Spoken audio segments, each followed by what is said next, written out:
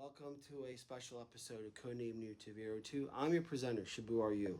Well, Hurricane Milton hasn't even arrived yet, and I just wanted to showcase, probably for insurance purposes, like what a collector does when when something like this is coming. Now, I've been dodging hurricanes half my life.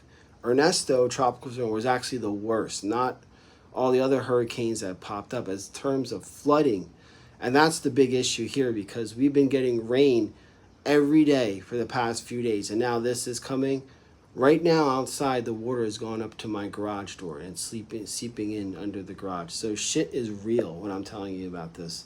So obviously this is after everyone is properly taking care of their family, like get the gas, get the food, get everything prepared, shutters, panels, all that important stuff to save lives comes first and foremost before any of this bullshit. Because this is the last thing I'm doing. And this is actually more to keep my mind in that mode of keep going because you can't stop. I mean, this is just, that's how it is. And you just take things as they come. You don't get down, you don't get too amped up, you don't get too down in the dumps. You just keep going, and you gotta you'll deal with it later. That's the mindset you go into this type of thing. So anyway, I just want to give a quick showcase of what I've done as far as preserving my collection to live and fight another day. Here we go. So here we have the retro towers, basically. So I'm thinking that probably ankle or somewhat high, so I kind of lift it up to this level. So all the plugs have been pulled up, all the action figures you see on these two, well, I got to take care of the Elvira section, but all the action figures and just tightening up here, everything has been removed, taken down, everything, and screw the mess, but you guys are going to see, but everything has been kind of pushed high. And then out here, so out here I put the retro consoles and some of the G.I. Joe action figures. And over here we have the games, all the games and some of the cassettes, CDs, all that stuff. This closet basically was my comic book store. So all the graded comic books are piled up here, all in somewhat of order. We put the Xbox up there. It is finding shit, man. This is how it is. Some comics are there, but just trying to get everything clean off the first, at least two feet. And then I'm gonna tighten up these wires in a little bit. So basically, I've used retro room number 2, or AKA office guest room. So again, we took out all the GameCube, the PS1, the OG PS1, they're all there. All the games, everything has been dumped here. So we have all the graded comics up here. You can see all the goodness up here. It's then the boxes, some short boxes, more short boxes. These are all short boxes, and then another stack of graded books.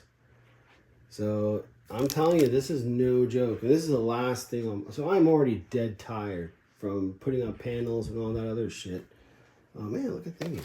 Ever since the Mini, I don't really play many of these NES games. This is actually a good game. I don't have that in the emulation.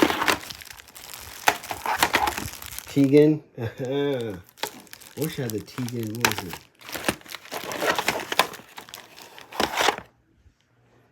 Oh, here we got some. We got Jaws, Mega Man 2, Dodgeball, and of course Airwolf. Yeah, buddy, Airwolf. Al Unser Jr. Racing, Tetris. There's RBI, another Tegan. These Tegan games are actually a pretty penny. There's 2 RBI basically. They're a pretty penny, just because they were unlicensed. See, there's no Nintendo seal on it.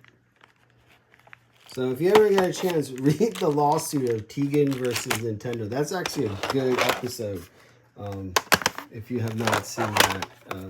I think the comic book historian he's a good channel to follow. Anyway, yeah, so look at that. McFarlane. We've done a lot of these, my regular fit tests.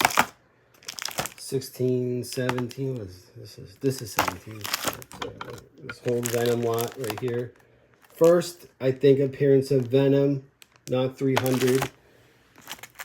Stray Dogs, Elvira, more Elvira, She-Hulk, just showing you some stuff. First appearance of Carnage, Red Sonja, Black Panther, Thor,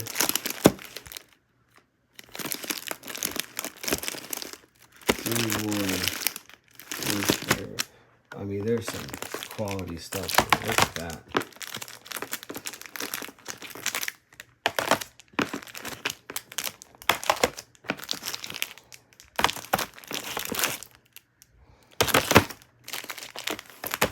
No. So that's all kind of squared away. I forgot to turn around, and we got a stack here of games as well. This is more the GameCube section. Resident Evil 4, scary. I cannot play that game late at night. I never understood this Naruto. I was pretty big with these millennials and stuff like that. Narnia, this is a big disappointment of a game. What else? Metroid Prime is actually a very good game.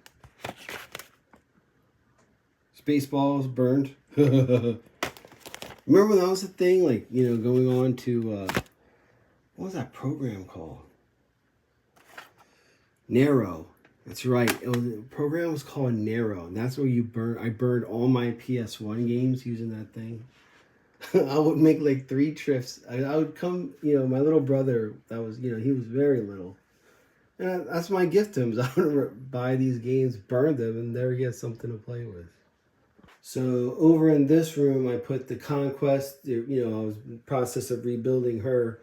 And the Rattler. My regulars know I've been working on this project for years. It's just finding room for it. And then what I did is, if you remember those empty shelves, so I put, each bag is a shelf. So when I go back to, you know, put things back, I'm like, all right, this bag is allocated to this shelf, that bag is out. So it makes things easier. So you kind of got to think ahead as you're doing this stuff.